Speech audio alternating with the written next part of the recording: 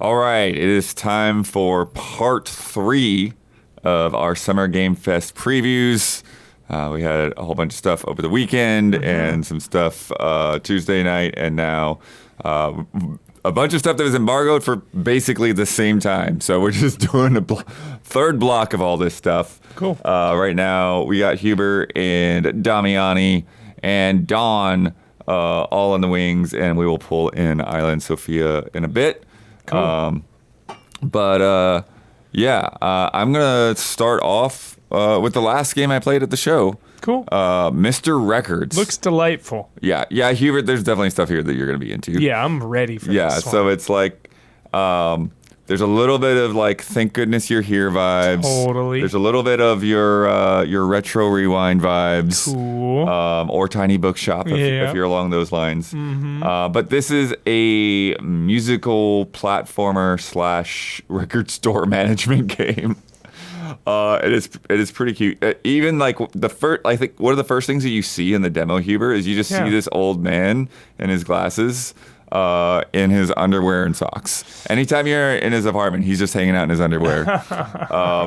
And he has this thing to where, like, when he listens to a record, he imagines this world. That's so fun. That it brings him into. Yeah, all the environments look so great, Bloodworth. Yeah, and it kind of has this thing of, like, the 2D portions of Plucky Squire. Cool. So, like, you know how you would, like, kind of see the book?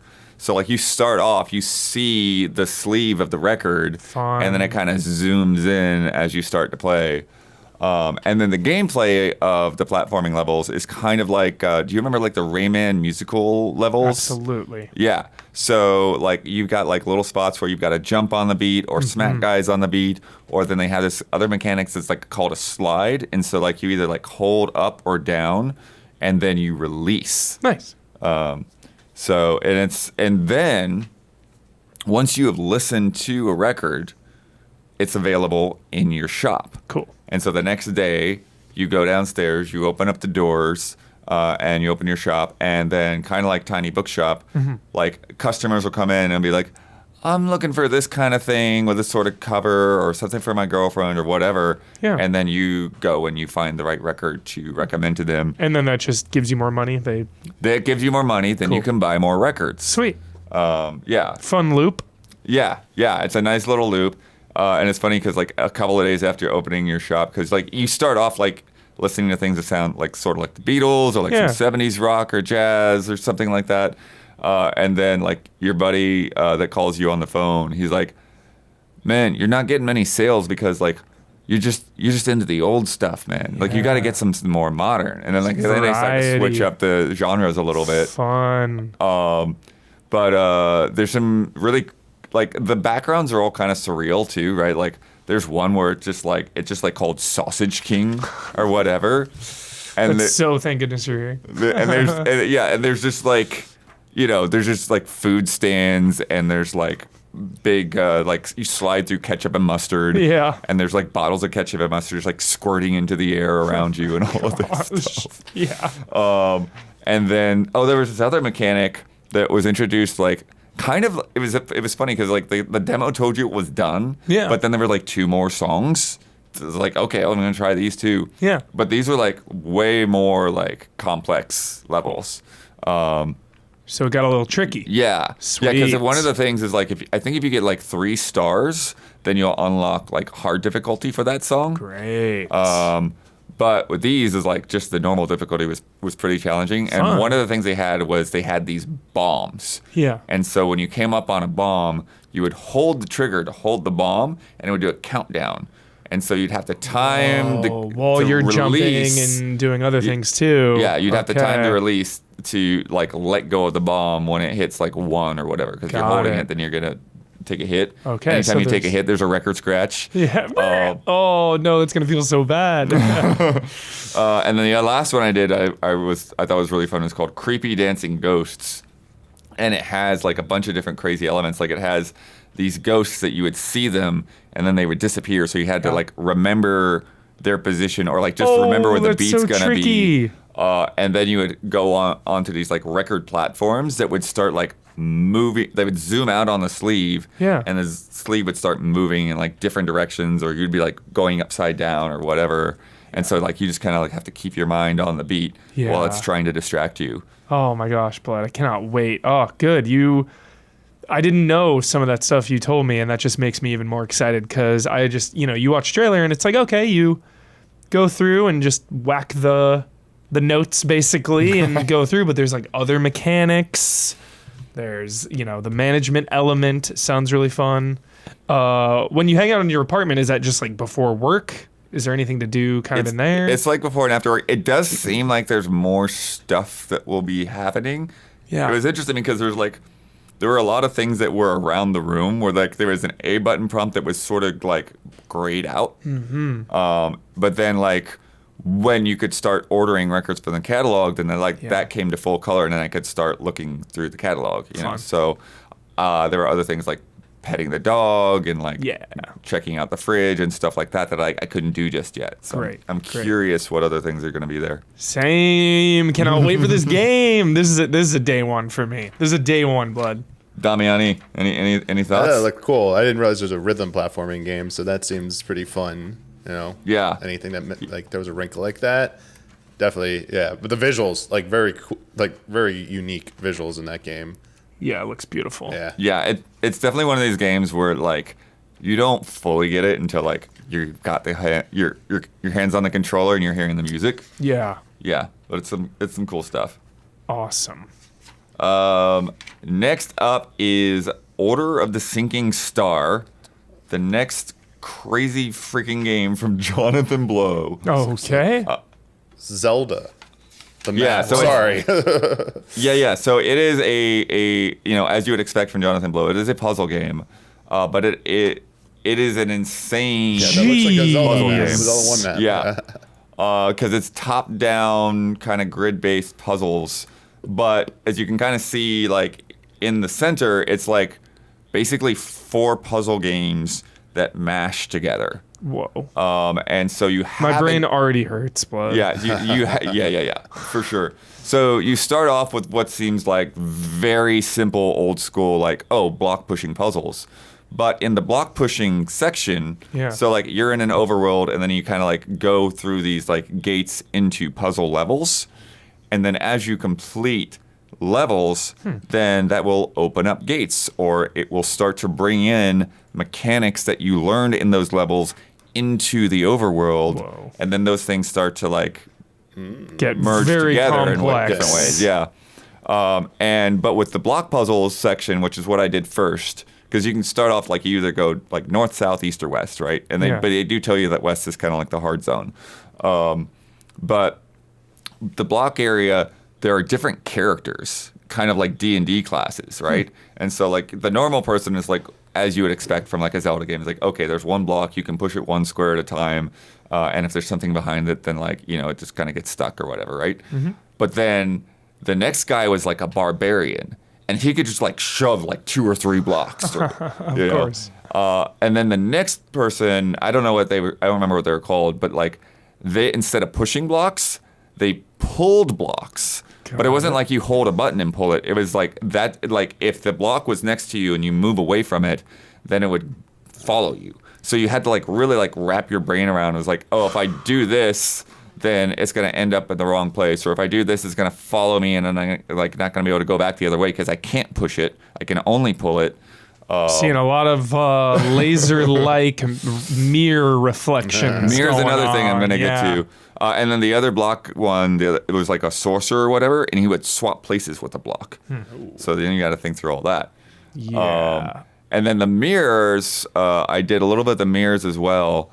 And so with that, it's like the mirrors are, the ones I did at least, were like right angles.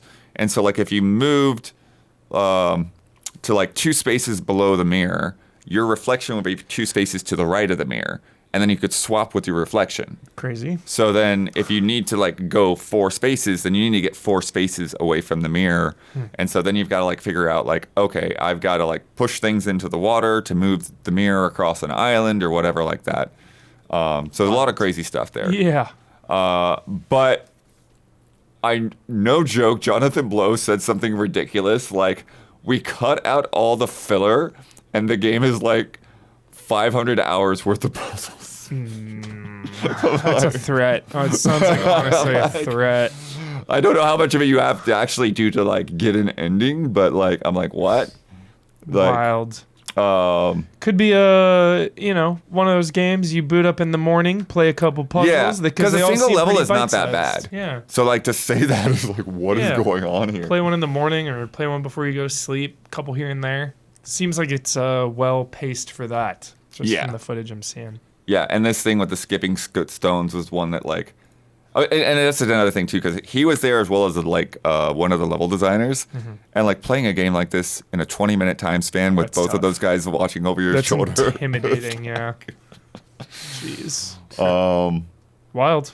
But yeah, it's cool stuff. Put on your big brain hat. Very curious how it will progress. Yeah. Next up, we got a Huber and Dawn joint. Turok. Turok. Origins. Turok. Dinosaur hunting. Yeah. Turok Origins. It's not Turok, but it's fun. Oh, okay. Honestly, this was a download too, Don. If you grew up with Turok like Don and I did, this was the first game I ever got on N64, was Turok Dinosaur Hunter, Turok 1. This is a franchise that's been gone for a long time outside of some cool remasters lately. You can easily gain access to the original trilogy now. Hoping we get some kind of Rage Wars remastered. Right, Don? Let's get some of that, because this franchise is no stranger to multiplayer. And especially with Turok Rage Wars. That was such a fun one. But Don and I got to play together, which was really great, because that's definitely the most fun way to play. Yeah, we grouped up with one other dude, so there were 3 of us. Yeah, he was really jolly, our companion. And there was access to 3 different classes, and each class had different weapons and abilities. And the first thing Don and I noticed was the frenetic pace. Yes. This was non-stop, Don. Constantly being thrust forward. Yeah, like the speed of it was very fast in the progression, and you're in these pretty small little areas that you sort of just progress through it like, lightning fast. Yeah, super fast. We played about 2 full levels over the course of about 15, 20 minutes. You can freely swap between first and third person, and they both worked really well. I tried both of them.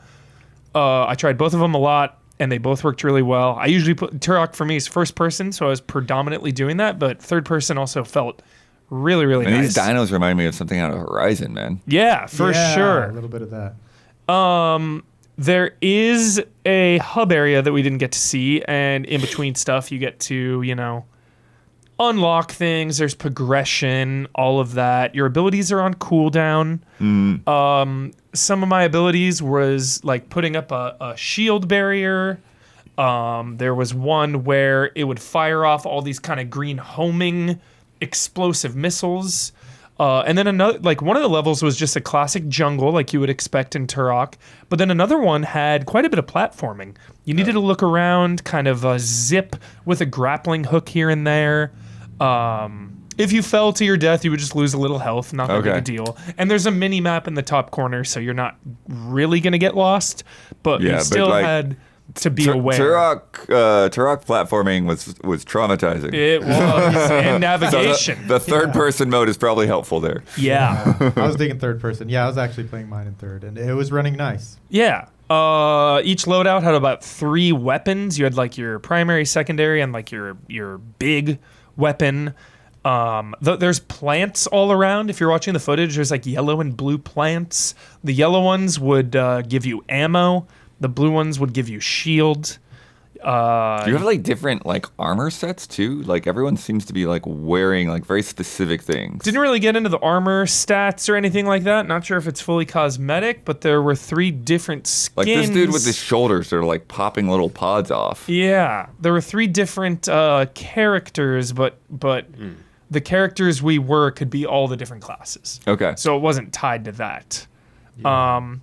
Don, you and I liked it, but I think one of the big disappointments for me was just kind of the weapon impacts. This is a franchise that has really highlighted some of the greatest weapons in first-person shooter history, in my opinion. Obviously, the tech bow, the shotguns, the cerebral bore. And a lot of these weapons, they lacked a little bit of an impact. Yeah. I mean, I had a pulse rifle that felt pretty good, but and I had a little like a crossbow type thing that was limited in ammo. But for instance, I had the cerebral bore, and that had nowhere of the even close to the impact I was expecting. But we will say that I think it's important. They did really emphasize, right, Huber, that this game is like heavy on customizing weapons. So I have a feeling, I don't know for sure, but yeah, I think it's all about that. I think you're just getting underpowered at the beginning, and like that cerebral bore probably gets satisfying as you go on. I'm assuming, and the arrow and stuff. Yeah, I hope so too, because I did notice that too. Yeah. There's a melee attack, and there is a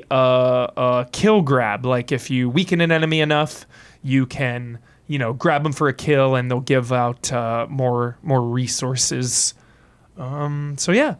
Honestly, when it was over, Don and I kind of looked at each other and we're like, okay, that was fun. I mean, I had fun. Like, the environments were cool. I thought the character models and all the character kind of enemies and heroes alike had cool character models. And, like weapons, we didn't maybe see as far as we want to see in terms of how satisfying that is. And, you have the option, I guess, of doing this as a single player or two player as well. So I'm curious to see the pacing on a single player experience. If it was a little bit more like the original Turok, where you're getting to really explore and stuff like that, Totally. Kind of meandering levels like Turok 2 had and everything. Yeah.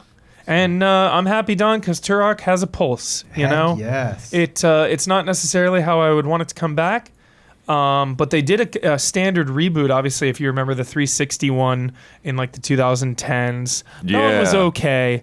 But again, this franchise, outside of some remasters, has been dormant for a long time. And I mean, first-person dino hunting never gets old, so I'm glad it is at least back in some capacity, and I will be rooting for this game because, again, Don and I had a pretty good time. We did. Yeah, totally. I'm looking forward to it. I'm definitely going to check it out. And I had that power with the tornado wind. I couldn't tell. It seemed like it was like some kind of sound wave or something. Oh, maybe that's what that was. I was like, what is this weird funnel cloud I'm launching? But yeah, no, I'm going to check this out. Like, it could be a lot of fun to group up together, us group stream and stuff like that. Who knows? But it's just kind of fast-paced fun. Totally. Fast-paced fun. Turok Origins. There it is. Nice. Next up, I went over to Xbox on Sunday. Let's talk Xbox. First off is Gears of War E-Day. You got to play it? I did not get to play it. Okay. It was basically like an extended Q&A, developer presentation, PowerPoints and stuff like that. Cool. But it was good though. I was in the room with like Andrea and Dean Takahashi and Keely and so we were all peppering with questions. But they talked a lot about, wanting to return to the roots. You could really tell that they wanted to bring the locusts back in, and emergence holes and all that stuff. And so going to E-Day was a big deal for them. Totally. This is 14 years before the first game. This is really when they all sort of became a squad. Mm-hmm. So because Marcus and Dom aren't even really close at this point. They know each other through Dom's brother, I think. And so this is kind of where that bond totally starts to form. And so this thing that they showed in the showcase is right at the beginning of the game. It's the first time they all pick up guns together. Yeah. One of the other characters, Mags, she was dishonorably discharged and stuff like that from before the previous wars and all of that. Because that was the thing. There was all these human-on-human wars that had happened. Yeah, of course. The Pendulum Wars. Yeah, probably. And then they had this brief period of peace. My lore's a little rusty. And then you have this chaos that comes up with the locusts. And you essentially see this city, Kelowna, collapse before your very eyes. This game takes place over 3 days. Cool. And so you start off seeing, there are still civilians running around. There's still, a lot of the structure. And then when you get to later missions, you actually kind of return to some of the places you saw before, but now they're just fully blown out and smashed to pieces. One of the crazy things they said, Huber, before they built the levels, they built the whole city. Wow. They designed a whole city and then decided, okay, where are our levels going to be? That's amazing, because the best part about this show for me was how awesome the city looked to explore. They briefly touched in the dev diary after, kind of talking about different opportunities to kind of impact and save civilians and stuff. So that's really epic, Blood, that they designed the city first to really make it feel lived in and feel like a believable place. Yeah. And it is still like a very much, like a level by level linear experience. You're still kind of like going towards an objective. Yeah. But because it's in a city, there are like wider spaces to explore, especially like when you're doing co-op. It's like your squad can kind of like split up a little bit and check out like different spots. I would say, from what I gather, those like wider spaces, I would say it's probably like some of the areas in like Last of Us Part 2 Seattle. Yeah. When you could kind of open up, but it's not like there's still like kind of like a beginning point and an end point there, Got right? it. Yeah.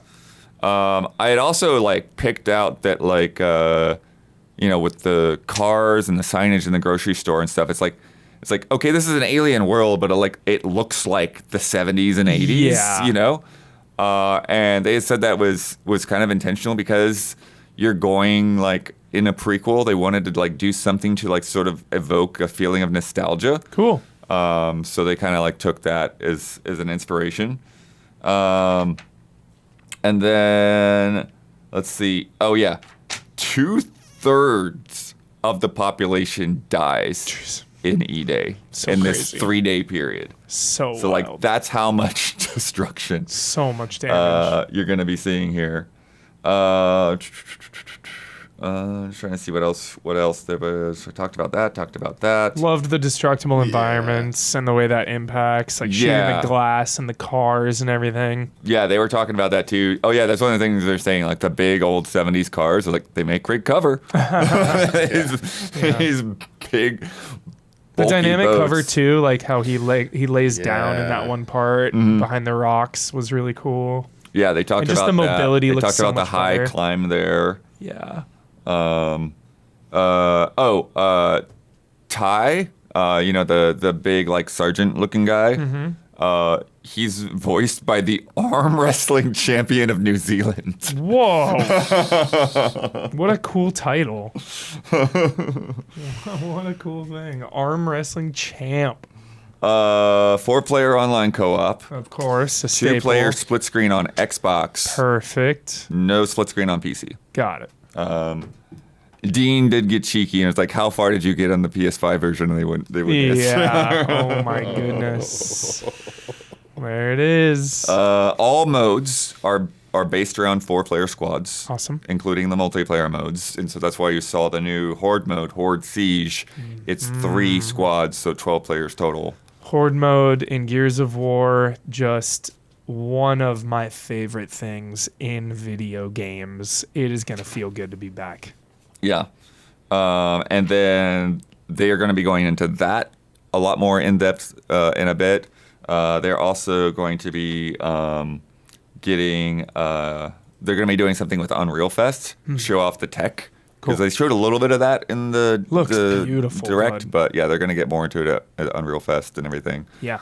Can't wait. Yeah. Can't freaking wait. So hyped. I was excited, Blood, and now I'm just like through the roof, like through the moon, through the roof. What is that? To the moon, through the roof. To the moon, through the roof. Thanks, Damiani. Yeah, I am beyond hyped. I haven't been this hyped for a Gears in quite some time. Maybe it's over the moon. I'm over the moon. Yes. There we go. Got it. Yeah. Because again, Gears 4 and 5 were just okay for me, but this one looks like it is back to the high standards we expect out of a Gears of War game. And somebody was also asking, it's like, okay, like, what comes after this, right? Because like we kind of like left this story from Gears 5 behind. Time to remaster. But you also have 14 years that you could kind of like fill in gaps of. Sure. And they said, they say that they weren't even really thinking about that right now. Good. Like they just want to like focus on this game. Yeah. So awesome. So hyped. Next up over there, I played Join Us. The cult. Strange. Yeah, this crazy cult game that they had in the showcase. Not really my vibes, but at least I got an idea for like how it's gonna play. Sure. Also, not the best game to do in like a quick 20-minute demo. Sure. So feels we kind of like had a to long-term type. Yeah, skip past some stuff. Yeah. But we got a little bit of the intro, and then they kind of like skipped us ahead a bit so that you didn't have to like build your base or anything. Got it. So it's really just about like getting a feel for like some of the combat mechanics and that kind of thing. Yeah. But yeah, definitely very, it's very silly. And even though it was very silly, like the demo screen started with like a warning thing about like, hey, cults are bad. If you know anyone that's in a cult, like help, is over here or whatever. Yeah. Yeah, like you wake up late at the start of the game, you walk outside and like people in like these, fruity robes and dancing in the fields and all of this stuff. And then you go through weapons training and like you're at the target practice and like I actually shot the targets, but there was like a chicken pen where the target practice is. Yeah. And the cult leader is like, oh, wow, most people just shoot the chickens. Can you overthrow the cult and just kill him right away? As far as I can tell, he is like kept himself detached. Got like it. it's all like kind of like over the radio and that kind of thing. Insulated. Okay. Yeah. But you're basically like franchising this cult. Essentially, is what's going on. Because like you do the tutorial, and then it's like, okay, I'm sending you to Bedford County, and then they like kind of have like this road trip transition to where like you just see like different times a day and stuff happening, and like you get this moment where like, oh, he gets pulled over, and then like you can tell he shoots the cop and just keeps going. And then they kind of like jumped us forward a bit to where like, okay, there's already a compound there. There's already some followers there. So I didn't see like how you gain new followers. Got it. But when you have followers, you don't actually like play as a single character. Okay. You are just the cult as a group. Oh, okay. And so you can like press the key to like swap between followers at any time. And you just swap to like the next closest follower. Okay. And then so they're expendable too. They are extremely expendable. Wow. Okay. And so like, what's the deal with the aliens, Blood? We see like a big tentacle monster. I didn't see that at all. Okay, maybe it's a hallucin. And again, it's like 20 minutes to like get you established and then get you out there a little bit. Yeah. So there was like, so then you could have like a group up, like a party, but you just walk up to followers and like hit E. And they'll start following you, and so then they'll like all like hop in a car with you. So you go around town to go murder some people or whatever. Yeah. So there's a moment where like a bunch of dudes came attacking your compound, and you had to defend it. And then you kind of like went to retaliate against those guys, and then I had another mission where I had to like take out this target that was like downtown. And then there's like some random dudes just started like attacking us, and like those guys, I don't even know what the heck they were on about. They were the ones that took us down. But it's interesting because like you're saying expendable, so like if one of your guys goes down, then you swap to another guy and you get him back up. Interesting. Or if like everybody like goes down, then when I clicked the F key again, it was like I just like went to the closest person, and like they were all the way back in my compound. Holy crap. And so then I get another car, drive back into town, Revenge. And then my other cultists are like crawling towards me looking for help. Oh my gosh. So I like revived them again. But yeah. Ridiculous game. It's ridiculous. Very expendable. One of the things that was kind of tricky is like I felt like I was running out of bullets really quickly. And you can grab guns and ammos a lot, but it's like, oh crap, I'm out of bullets. Let me swap to somebody else. Got it. But I'm curious how like those mechanics will work towards like you kind of like work your way together with the AI to sort of like flank people or whatever. Yeah. Another little bit of customization that they showed like right at the beginning, you choose your cult symbol. Got it. And a lot of those are like super goofy, man. Oh, I went with one that like was an ice like cream cone or something. the one I went with, it was like a group of like cats and dogs, but they had sheets over them with like holes cut out, like they were like ghost costumes. Okay. It's like there's our cult. We're the pet cult, I guess. Yeah. I don't know. Crazy game. Yeah. The next one, though, I was much more my vibe. Bad Magpie. Yes, it's amazing. Yeah. So you play as this magpie who's been injured and can't fly. So you're just like hopping around everywhere, and you can hop and you can peck and you can squawk. This looks so good. And you just go around and like peck at things and figure out like what you can do with them to solve puzzles. Island nailed it, like Untitled Crow game. It's so funny. And yeah, so it's like, the other thing is, I played that Slap It Out game, and so it's like, they're very similar mechanically, except it's like different perspective, like with that, it's like, okay, that's first person, silly humans, and with this, it's like you're top down and you're a bird, but in both, it's like, you just kind of like hit things to interact with them and see what happens.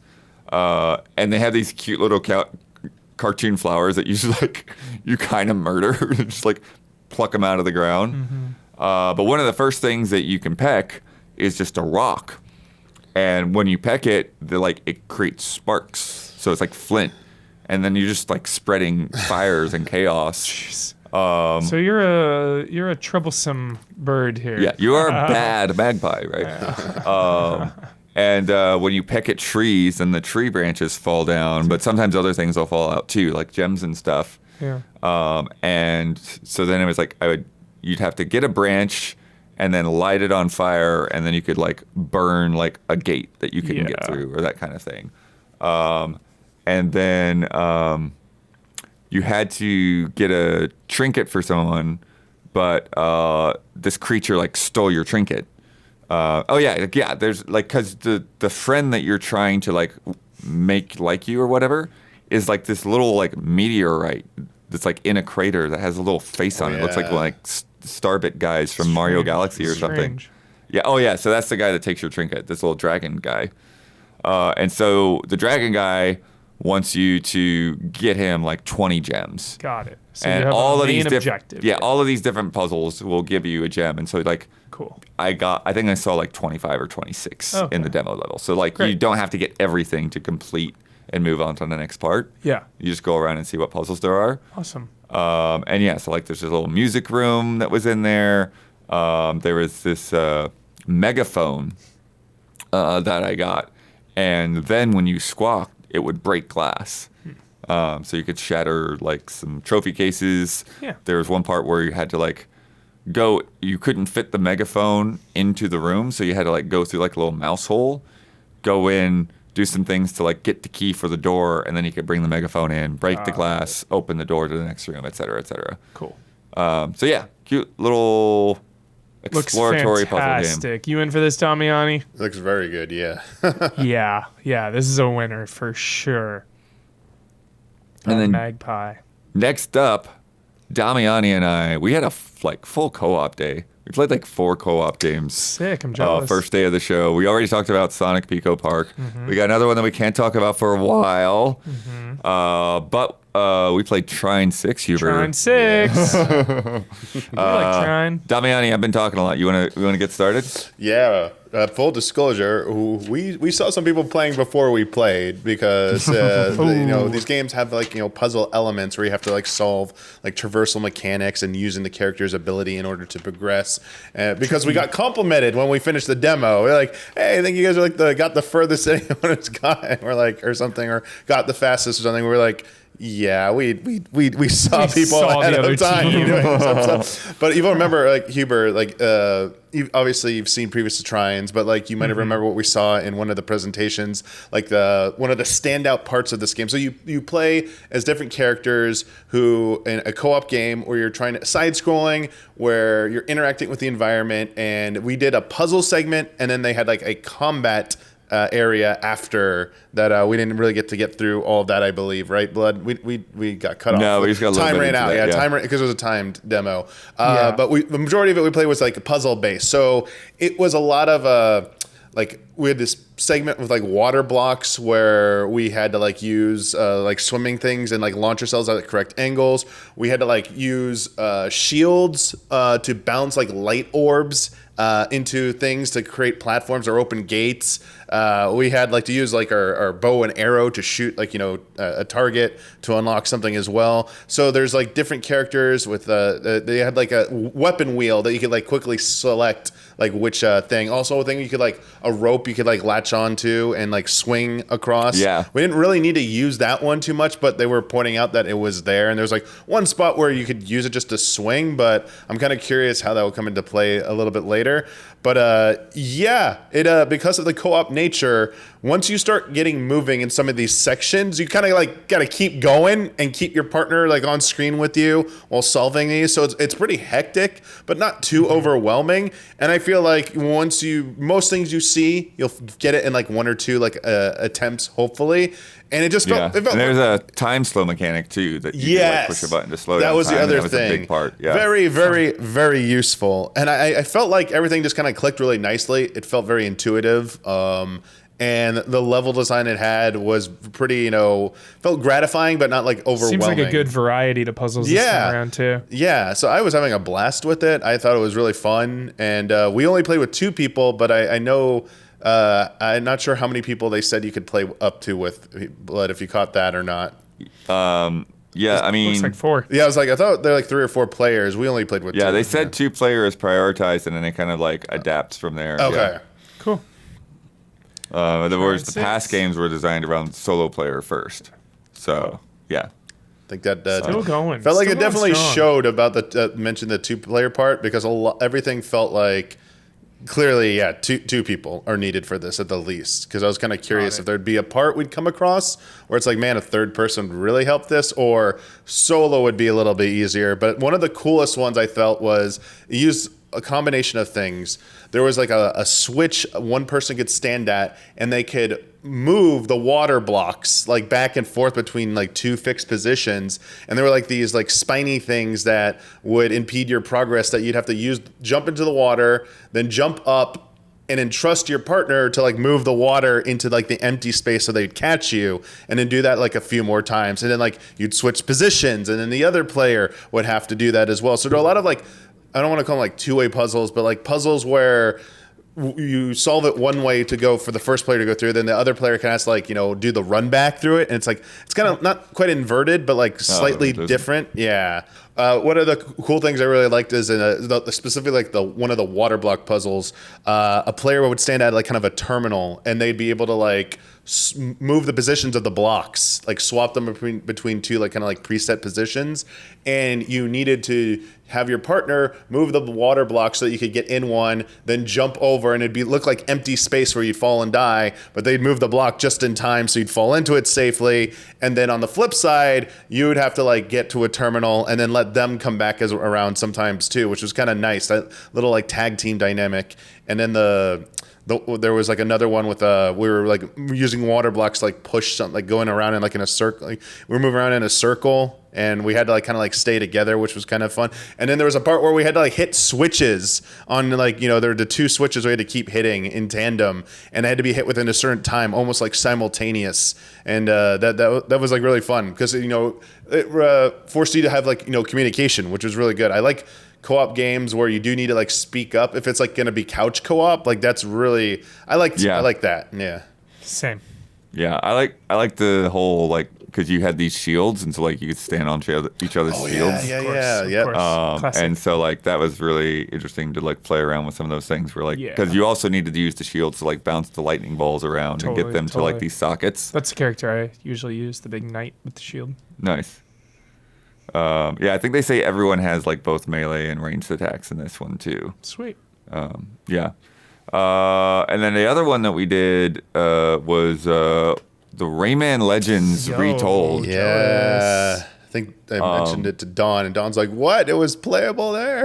Like, yeah, it was in Nintendo. Salivating for this game. My gosh. Thankfully, he knew. Like when I said the music stage, he started like we had access to 3 levels in this demo. And when I said one of them was musical themed, Dawn immediately started humming the theme. That was the. It was like, oh, it's like a real song, but the Rayman characters or enemies doing like the cover of it, which was kind of cute. I hadn't seen that before.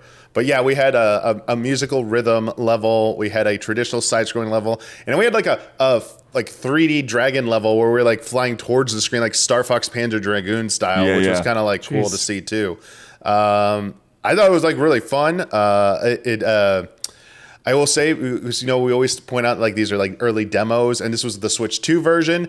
To me, the visuals didn't look as good as what we were seeing in all the presentation trailers we saw throughout the ahead of time. I'm just gonna chalk it up to probably an earlier build, and you know, you always say like it's hot in there, blah blah blah. Something, you know, the developers even said like, you know, it was a little bit early and stuff, and they pointed out there's a few visual bugs, but the trailers look really good, though. Yeah. Like the gameplay footage, I have, you know, pretty sure that the final version will look, you know, as good as that, since they've already shown it off looking better. But aside that, gameplay wise, it was very fun to play.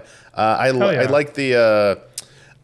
These games have always been fun to play. I don't think I've ever played this one originally, though. Really? Because this was the one that initially came out on Wii U, and you used the touchscreen to do all the slashes and stuff. Yeah, I definitely never played this one. And then when they brought it out to Xbox and stuff, it might have been a simultaneous release. I don't remember.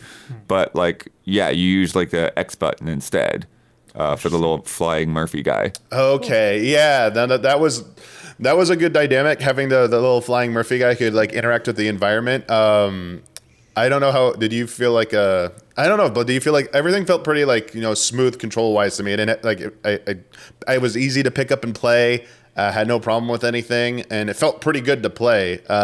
If you had played it before, I don't know if you felt like it was like, felt pretty much the same, felt a little bit better or not from the little you played. Yeah, I mean, it felt pretty similar, but I think that's the thing for me that made me kind of turn away from it a little bit, or like feel like a little bit like underwhelmed, is because like, oh yeah, this basically is the game that I played. Okay. And I don't feel like this is a game that needs this visual treatment. Like, I feel like the original Rayman Legends looks amazing and has a timeless art style, you know, with all that hand-drawn Ubi art style that they had going with that team when they were there. And so it just sort of like one of these weird things where it's like, I don't know, it feels kind of unnecessary to me. It's like, why didn't you just make a new one if you wanted to do this art style? Yeah, I get it. Look at that makes sense. Yeah, I can definitely see that. Yeah, there were also like the collectibles in the original one. In the first level we played, remember we had those things when we finished a level, it showed how many we had collected, and we'd missed like the first one. And the developer was like, obviously you should have gone left at the beginning of the stage. I'm like, of course. I got everything except for the very first one. Oh. I was like, every side-scrolling platformer, always go left at the beginning of every level to check for secrets and stuff like that. You day one done? Oh, I hope so. I'd like to be, that's for sure. As long as I can swing it, I'm going to make it day one, man. I mean, this is just guaranteed. This is easy money right here. Yeah. I love when Rayman is around. Yeah. So good. For you, Don, was there anything you were hoping out of this that, you know, because after hearing Blood's thoughts, like, do you share any of those, like, kind of like, you know, I don't know if you call them concerns, or maybe like slight disappointment that it wasn't like a new game or something like that?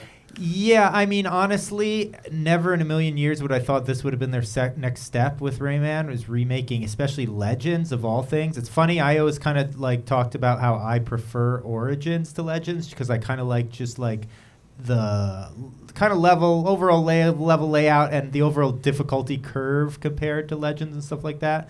But like, I love Legends too. Yeah, so I mean, I don't know.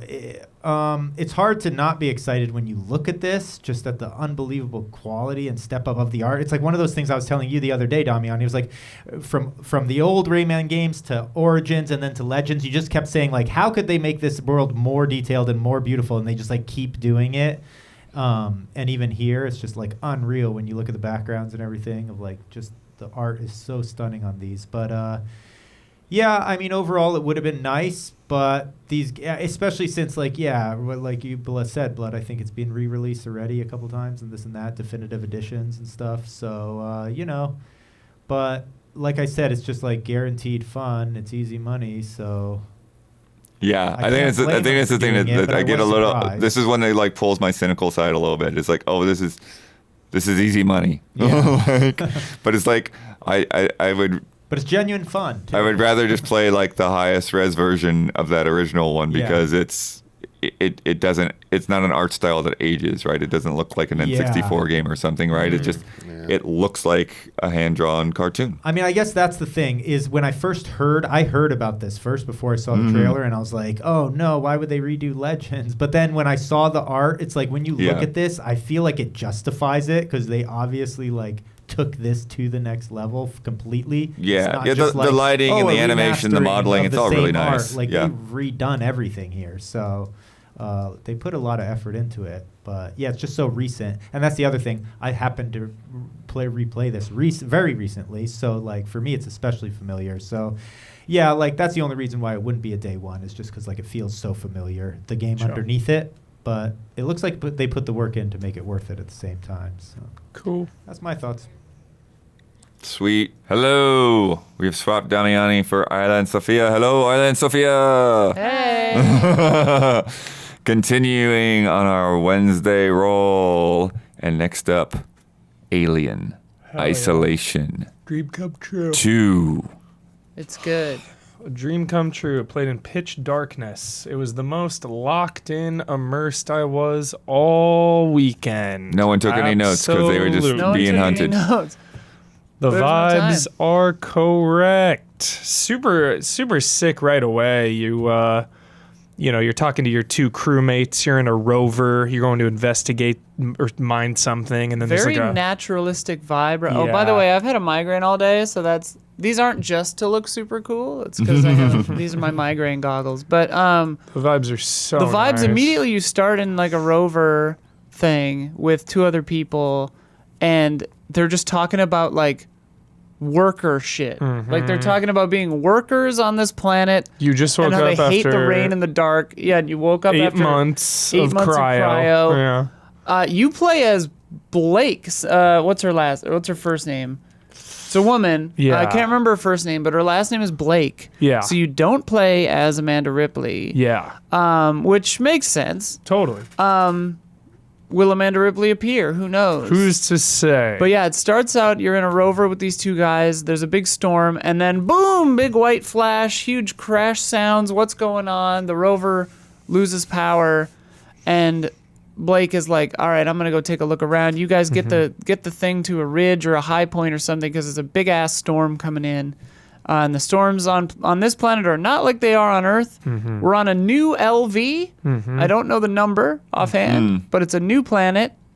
And yeah, so then you go and you wander around the wilderness for a second. Which was so awesome. Very cool. Like muddy, slippery, dark, rainy, windy. Kind of had to like look where I was going. I was like, okay, well, do I go up like maybe this little ridge here? There's a little like, classic crouching and mantling to progress. It felt natural, but then you come across a giant chasm that looks like it's been freshly scraped into the earth, and lo and behold, a ship, a shuttle, a thing has crashed onto the planet, and you come to realize once you get into it that it is from the Sevastopol. It is the lab section that maybe a working Joe android has jettisoned from the station as it was crashing. My favorite part, take this, Ridley Scott, Prometheus. The best part, Isla, is you get up to this thing, and one of your crewmates is like, fuck this. Yeah. I'm out of here. Yeah. I'm not going in there. I'll meet you at the rover in 10 minutes. Yeah. And I don't care if you're an exec. Yeah. You're apparently an exec. Yeah. Oh, okay. But he's like, exec or not, if you're not there in 10 minutes, we're gone. I'm gone. I'm out of here. And I was like, okay, yeah. And as you walked up to this ship, you catch a glimpse of it in the distance. There is like a settlement, like a Hadley's Hope-esque. Some kind. It's through the wind and fog and smoke and craziness. You could barely see it, but you saw the lights of it, and it was like a taller, outpost of some kind. So there is a structure, okay, which I imagine is where most of this will take place. Yeah, but I mean, already there's going to be just the possibility of so much variety. Yeah, because Alien Isolation 1 was a fairly long game. And there was a lot of repeated environments because you're just on the one space station. Yeah. So it's like, wow, we're in the wilderness. We're on this pod. We're probably going to go to the city because we saw that in like the teaser. Yeah. There's just like so many possibilities of different environments. There's going to be wilderness stuff. So yeah, you get into this lab, which is jettisoned as its own kind of, apparently the lab in Sevastopol had the ability to be jettisoned from the station in case of an emergency. And that's what this is. And you are busting into it. You and one other crewman who didn't bail. Yeah, because he wants salvage. He wants salvage. He's like, he asks you, because you're the one in charge, which is cool. But he asks you, like, hey, if there's any salvage, can I get can I get a share? And she's like, the priority is survivors. Don't worry about salvage right now. Yeah. I wonder if you have ulterior motives. Are you a corpo scum? Exactly. Like, this is literally what I was pitching to them one time when I was talking to someone, a friend of mine who works there. I was like, I would do like you can play as a corpo. But anyway, yeah, so you bust into this ship / section of the Sevastopol, and it's on fire, it's falling apart. There's it's like right next to a river, and the rain is making the water levels rise. So there's like kind of a ticking clock. Yeah. Narratively, I mean, probably you can take as long as you want. Probably it added some stakes. I was nervous. But yeah, like you have a flashlight. The enemies can see the flashlight. There's a battery. You can turn it on and off. But what was really cool was finding the supplies to fix the power to progress within the lab. Some of the doors were broken, so you needed to get electronic components and other little scrap. And if you had enough of that, you could fix doors and then go through. You can crawl into vents underneath. Classic Alien Isolation. You're about to go back toward an area, and then fire will burst out, and you're like, oh shoot, can't go that way. I did have like a little jump scare. I was like, oh. Oh yeah, they filmed our reactions. We don't yet have it at time of filming, but they filmed my and Huber's reactions to this. So hopefully we will have that, and we could put out, maybe you're watching this now as a short or something. But I'm excited to see our reactions to this, because a lot of it is me just like smiling. Yeah. To like to an Alien music cue, or like all the music cues are so the little doo doo doo doo. Mm-hmm. All the little computer noises too. There's like in the background and stuff. And then me being like, ooh, fuck. Yeah. Really good. Just like the first one, dynamic cover crouching. So like, you'll crouch near a desk and your character will just like seamlessly go under it to hide. Well, and like, it feels really natural because you'll be under a desk and then like you have line of sight on the alien, so you're like silently scooting back to try to see. So yeah, and obviously an alien is on this ship. Yeah. It's like, all right, get back, we're gonna leave, and that's cue the alien. Cue the alien. All right, the alien's here. Jumps down right in front of you, and you're just like, and so then it's an enclosed space, a confusing space, which is you've never been there before, and like the obvious route has been blocked by fire, so you can't get back. And then I know a few people at the event said that they did not get out. I did, but like it was really easy to get turned around. I made a couple loop-de-loos inside this ship because I was like, where am I supposed to go? And then you had to kind of turn back and go the other way. But the goal of the demo was get back to the ladder you came in on. Yeah. And then, of course, like, there's this little scripted moment where the alien almost gets you on the ladder, but then the ship explodes and sends you flying. And that's where it ends. Yeah. So one imagines that the next portion will be going through the wilderness and the rain to try to get to whatever this settlement is, while the xenomorph is probably following you through the outside.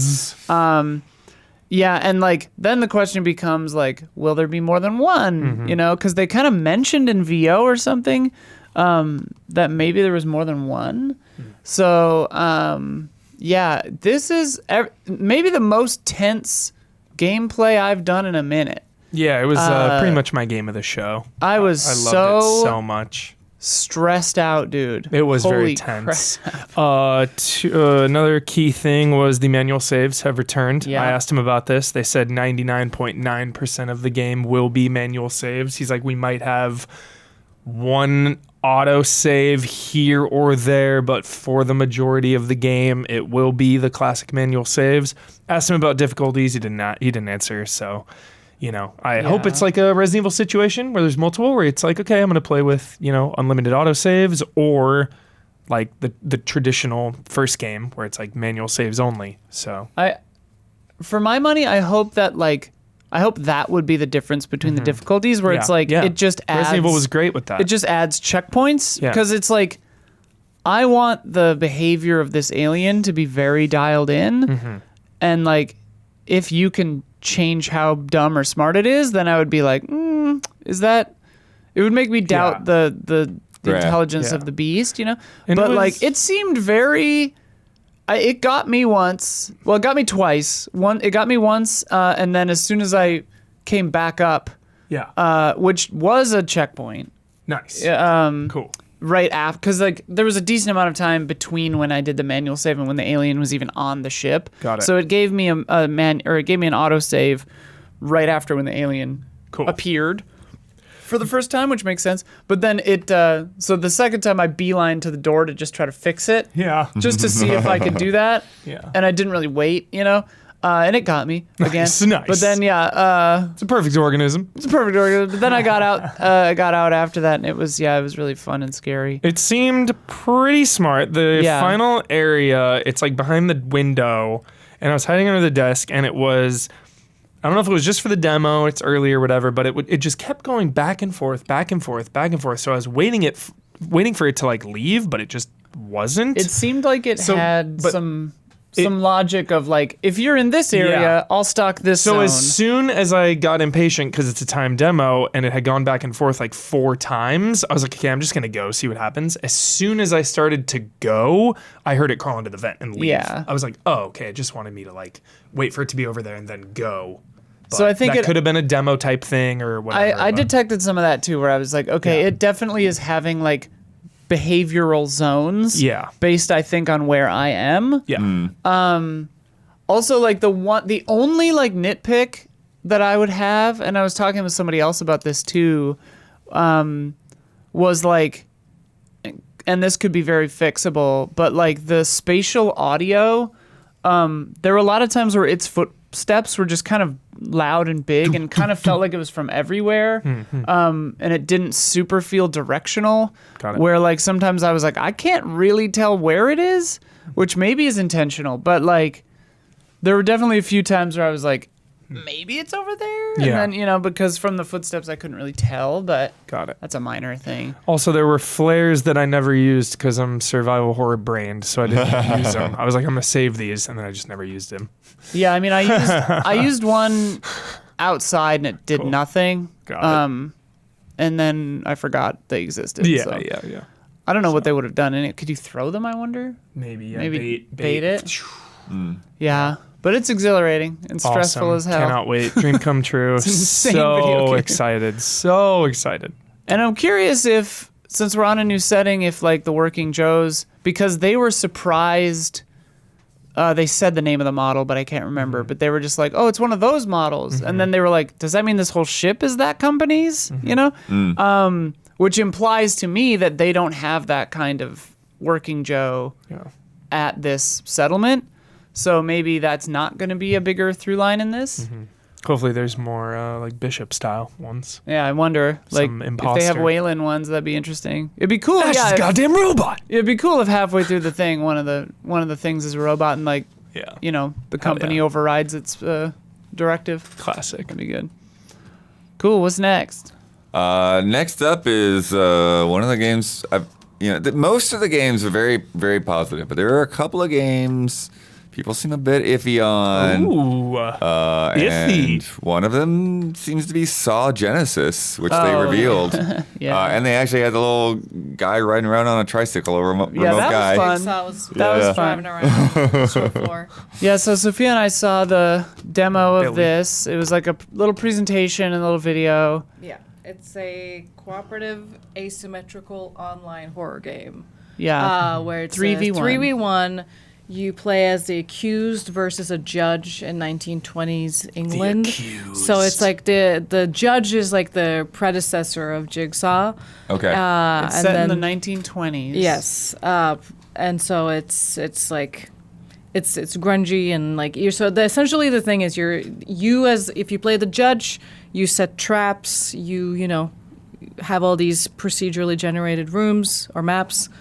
Versus the accused who have to find a way to escape, but also they can find and kill essentially the judge. Because the judge is squishy. It's Yeah, and the squishy. judge has the map, but can't necessarily see where the accused are unless they make a noise, and then you can like kind of see them through the wall or like whatever. But like the kind of a cool thing about the asymmetry of it is the judge has access to secret passages and elevators and stuff that go behind the walls and things like that That's that fun. the accused can't do. Yeah, they're essentially the accused are like in a maze essentially, and then you, as the judge, can like capture them if they fall into your traps and put them into what they call the rehabilitation traps. It's And- very like, you know, if you've played Dead by Daylight, it's going to be very familiar. A lot of the mechanics of like one person versus Are there a team. generators? There are other things that the accused have to do. Yeah, there are stuff you have to do besides just getting out of the maze itself. There are like all these different traps you have to maneuver and look out for. But the sort of Saw twist on those is that they are, you know, they talked about, you know, because sometimes in Dead by Daylight you could just die or get hooked 3 times and you're out, and you Yeah. just have to wait or whatever, or quick play or whatever. But in this one, there's kind of a different spin on it where I heard about this. you can make kind of a bargain where it's like, okay, Yeah. I can do this thing and lose a hand. I Yeah. can saw my hand off and get this other thing. Or I can like burn my hands opening this hot safe. awesome. And it'll lower my maximum health for the rest of the match. And matches are 10 to 15 minutes.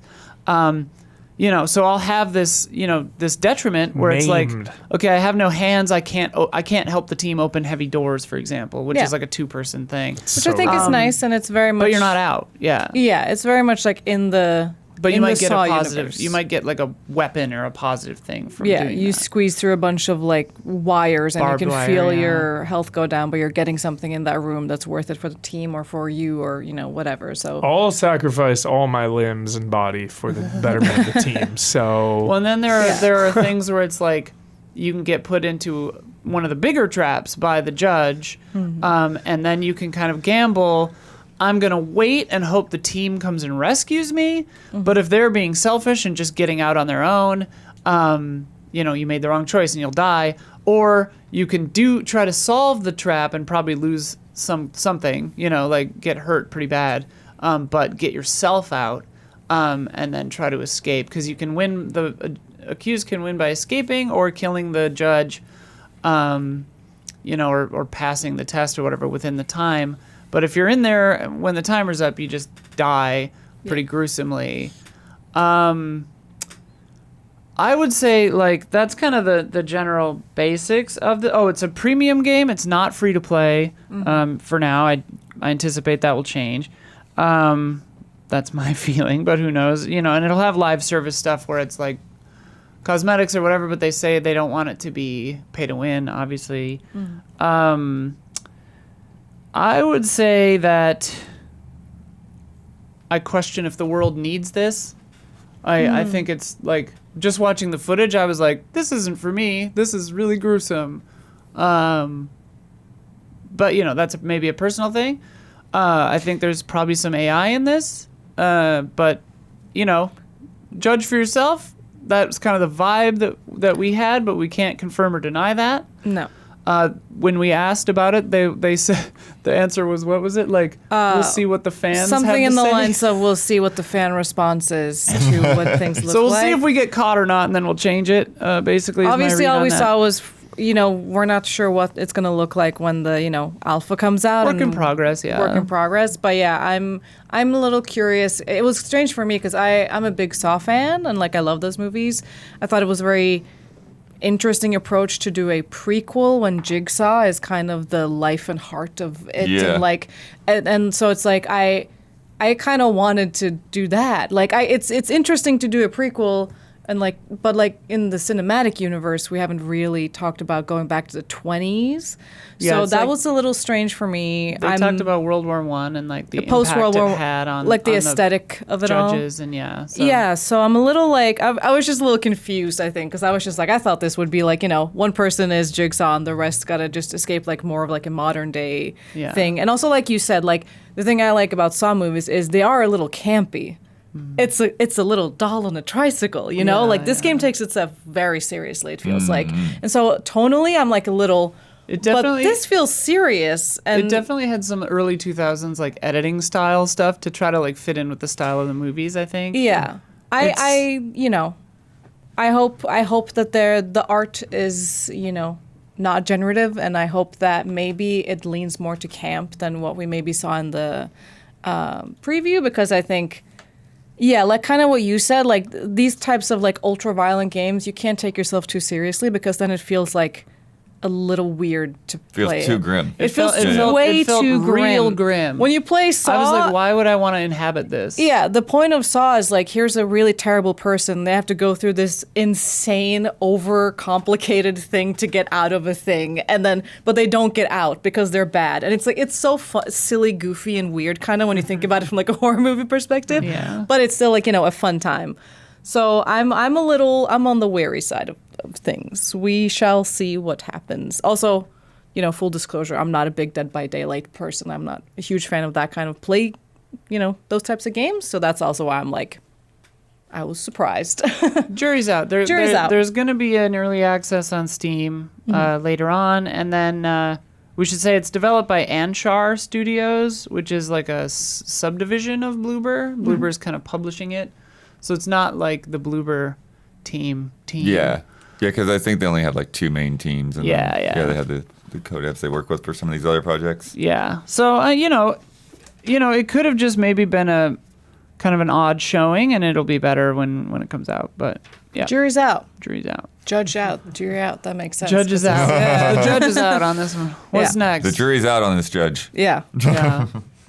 Next up, one of the biggest games for the show. Oh, the jury's in on this one, baby. Resident Evil Veronica. Oh, nice. We saw nothing. Shit. We so saw nothing. It was a Q&A. There's not much to really say. It was a nice Q&A. It was a very The games jolly. director was there. Yeah. A lot of the didn't write down his name, but a lot of the answers were the game is still under development, so it's not finalized about this situation. I asked him about like dual wielding. That was a big part of the original game, is the multi-target dual wield.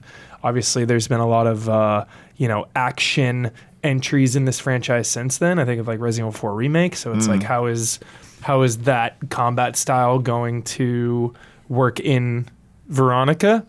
And then Isla had a great question just about, Well, their answer to that one was, it's in development, so we'll see. But also, when we're developing these, we try to stay true to the spirit of the original. You know, and like, he had the translator had a real twinkle in his eye, so I was like, the answer is probably yes. Was the read? Yeah, just about some of the lore of the original, the subject matter. Well, then I had a question, that I asked. Well, actually, after I asked this question, Nick Apostolidis was in the room, and he asked, like, hey, I've really liked the evolution of combat, like, for the characters as the years go on. Like, can you talk about that? And they talked about how Claire, it's like 3 months later, so it's like she's survived the situations, but she's still, she was like a student, so she's, she'll be 3 months better at guns, basically. But yeah, then I asked, like, without getting specifics into spoilers or whatever, there are some depictions of characters and things that happen in this game that are, maybe should be handled with care. Absolutely. Vis-a-vis like gender politics and stuff.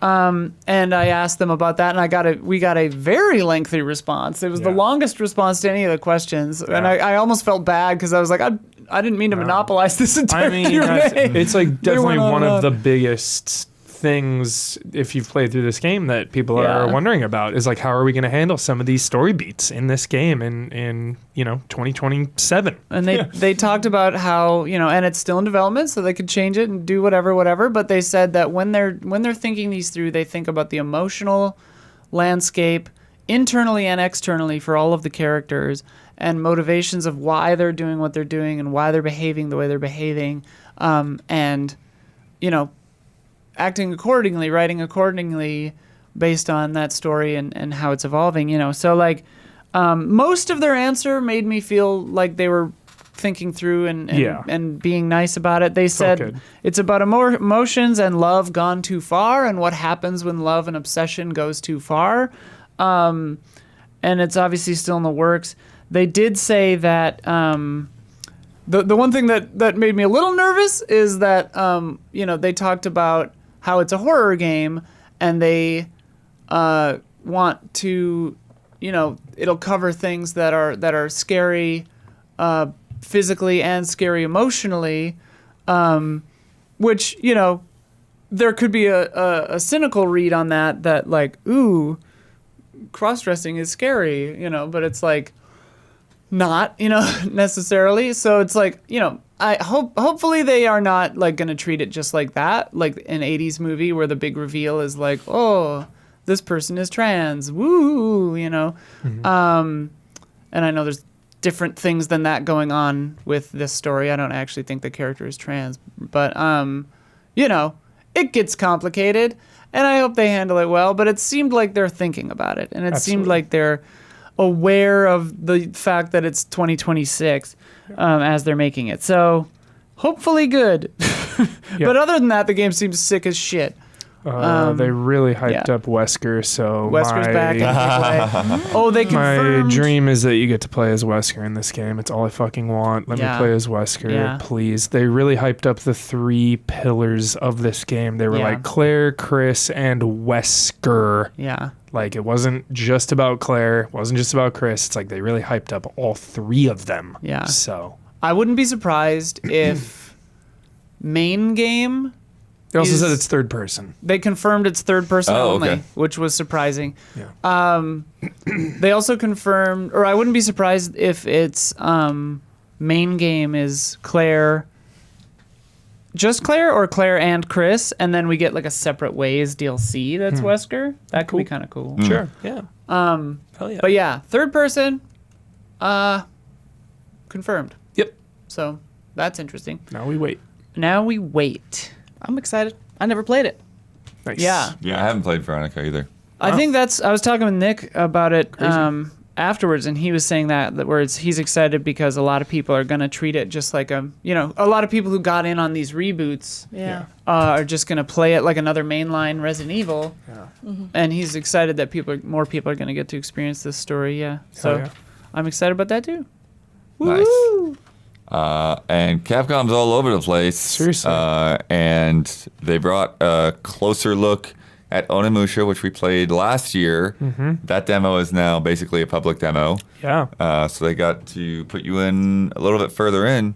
Fuck yeah. I'm going to take a little research break while you guys take it away. You guys both got to play, right? Yeah. Well, not only did we play it, we saw a part that is later than what we played. So we've played an early part of the game, which is the demo that you can now play. We've seen a later part of the game, and then we've played this kind of like early to middle part of the game. Yeah. I picked up, we're in a big open town area. Opened the map, and there was kind of objectives all over the place. Yes, many objectives. There's like real time moments where this character was falling off of a roof, and Genma were attacking him, so they saved him and then got items in return. So there's like these dynamic kind of live events, like the characters can die. I don't know how important those characters are. They feel like just stock NPCs that give you rewards and move away. The names were man and woman. Yeah. On the 2 that I rescued. Yeah, but then in this big chunk too, it was like, okay, find these missing statues. Mm-hmm. So we had to kind of scour the environment for them. There was waypoints and stuff, and if you like held L2 and R2, it would kind of bring up like a Dead Space style. I forgot how to do that, so I was just kind of wondering. Yeah. So you would find these statues, and then you're fighting enemies throughout. And it all culminated with a really good boss fight. It was a crazy fight. Extremely good boss fight. This guy was nuts. It was challenging because, you want to mash it out. You're like, you got to chip away at this thing, fight. Yeah. But it's like, if you're mid-slice, it takes a second to bring your block/parry back up. Or dodge. Or dodge even. So there were so many times when I overcommitted to attacking and got punished. I would get grabbed a lot because like nonstop.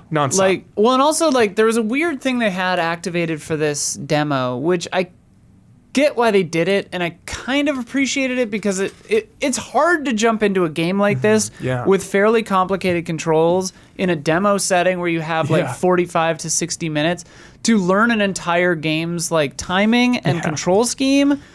So they had a little thing where it was like suggestions of which button prompts to use showing up on the enemies, and they said they could turn it off, and halfway through the demo I was like, should I turn these off? Like asking them to turn it off. Because they were sort of weird because they would come up early. And so my brain, I'm like, you know, my QTE-addled brain is like, oh, L1 is on the screen. I'll push L1. But it would be too early to push block, which is L1. So I would miss the block and get fucked over. And then it was also not reading the enemies, like their tells. So I was like, I had to like stop pushing the buttons when I saw the button prompts. Right. Yeah. No, I've had that issue before, yeah. But like that, they stressed that was just for the demo so that we would understand the controls easier, so that won't be there in the real game, and you're not seeing it, I don't think, in this footage.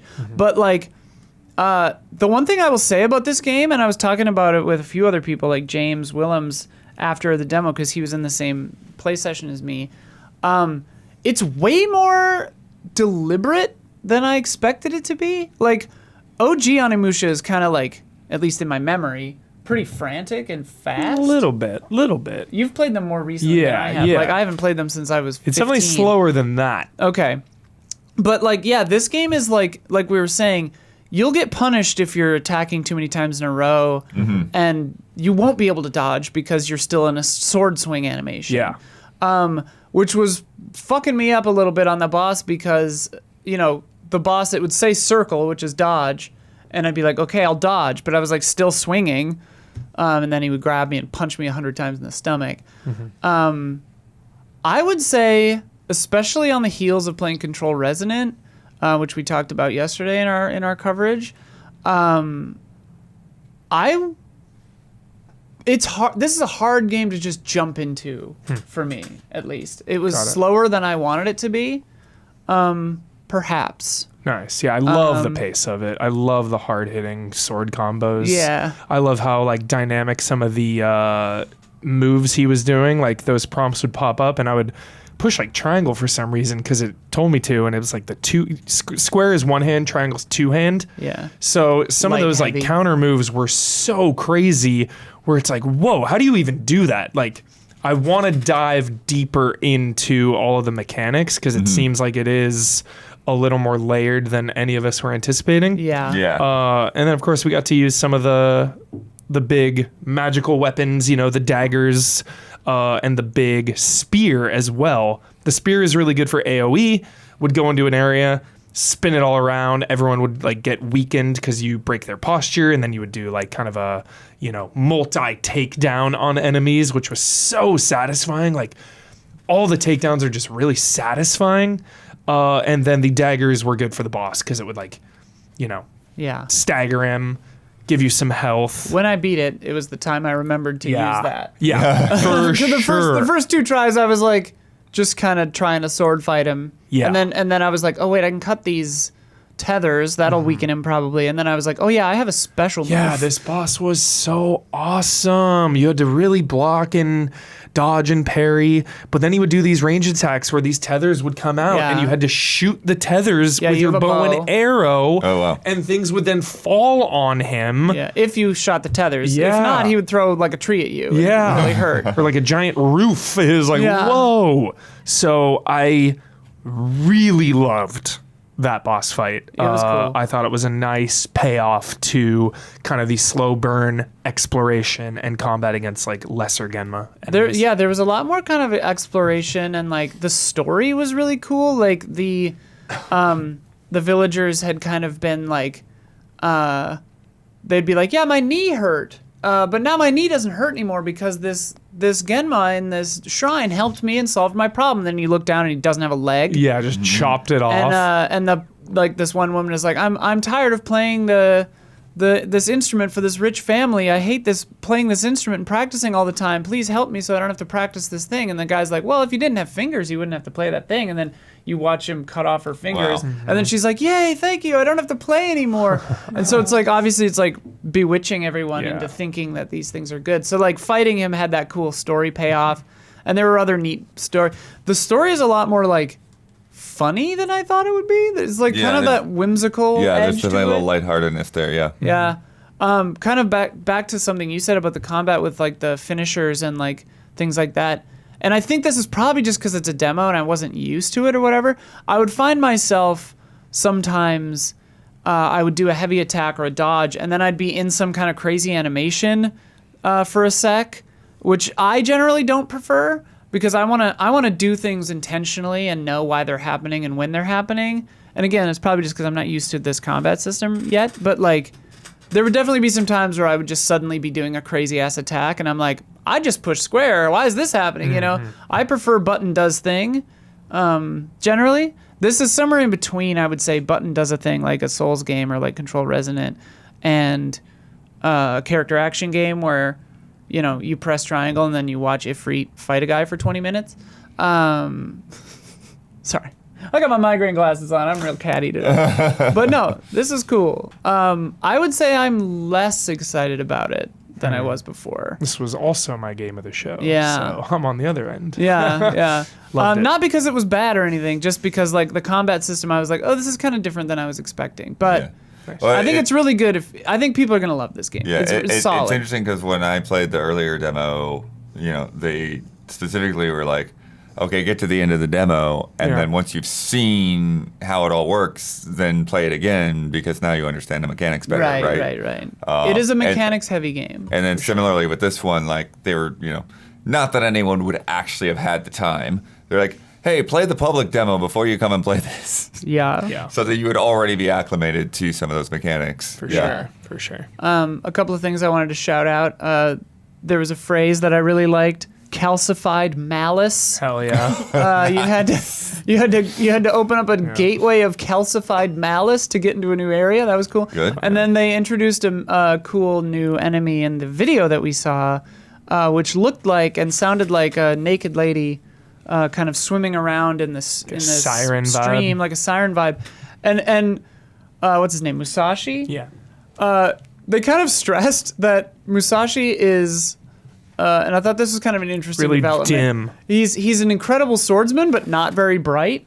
Otherwise, like he didn't know how to use a boat at one point, and this woman is like, "You don't know how to use a boat?" And he's like, "I'm a swordsman," but he goes up to this naked lady swimming in the river, and he's just like, "Hey, it's not safe. Get out of there!" But it's like clearly a demon. But then it was a fun reveal because that enemy is actually the top of its head. It's got like an alligator-shaped head, but the top of its head looks like a naked lady's torso. But then really it's this giant fish man, like alligator beast thing. Yeah. And I was like, well, that's cool. I've never seen that before. Yeah. So that was pretty cool. Totally. This game looks sick. I'm not trying to be a negative Nancy. I just didn't expect it to be like so complicated mechanically. I hope too that you in the video they played, they cleared some corrupted, calcified malice or whatever. Everybody all the villagers were like trapped in their house, so they come out. So I'm hoping it's like Onimusha 2 style, where you get like a little hub town, multiple areas, can walk around, get some quests, buy some things from the shops. Like I love that kind of stuff. It seems like the main vibe, because the vibe of this part that we played was 3 of the statues of the 8 pillars had been taken, which was great because you can hear spirits talking. The statues would be like, oh, it's all dark. Why is it so dark? Where am I? And then you're like, okay, so it's hidden in one of these baskets probably. And you like break a basket and it's like, okay, here it is. And it's like, oh, thank you. And then you return all the statues and they're like, we'll give you our power, you know? So it seems like your vibe is going around and like helping people. So like that was the section we played. In the video they showed, we were helping a woman whose kabuki stage had been overwhelmed by malice. Cool. And so it seems like the vibe, you're going around helping the people. Coming up soon. Yeah. September, right? Or October? September. I think it's in the September block. September block. I want to say 25th. I want to say a day later. Yeah, it's a day after the madness. Crazy. And now Fire Emblem is the 17th also, and I'm just like, what is happening, September? Calm down. All right, everyone. This is our Wednesday block. Wow. Part 3. So many games. There are more to come, but they're getting a little bit more scattered the further we get out from Summer Game Fest. So keep an eye out for some that will be going up later. We have more to come, more to show. We are Easy Allies. We are funded by folks just like you who watch these videos and like video games. So go to patreon.com/easyallies to chip in a few bucks. Keep this thing rolling, and we will see you very soon.